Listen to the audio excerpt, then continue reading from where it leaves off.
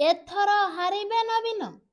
ହଁ ଆଜ୍ଞା, ଯେଉଁଭଳି ଭାବରେ ଏବେ ଦଳଡିଆଁ ପର୍ବ ଚାଲିଛି, ଜଣକ ପରେ ଜଣେ ବିଜେଡି ଦଳ ଛାଡ଼ି ବିଜେପିରେ ଯୋଗ ଦେଉଛନ୍ତି, ତାକୁ ଦେଖି ଏବେ ଲୋକେ କହିବାରେ ଲାଗିଲେଣି କାଳେ ଏଥର ହାରିବେ ନବୀନ। କାହିଁକି ନା ଓଡ଼ିଆ ଚଳଚ୍ଚିତ୍ର ଜଗତର ଆଗଧାଡ଼ିର କଳାକାର ସହିତ ବଡ଼ ବଡ଼ ରାଜନେତା ମଧ୍ୟ ଏବେ ବିଜେଡି ଛାଡ଼ି ବିଜେପିରେ ଯୋଗ ଦେଉଛନ୍ତି।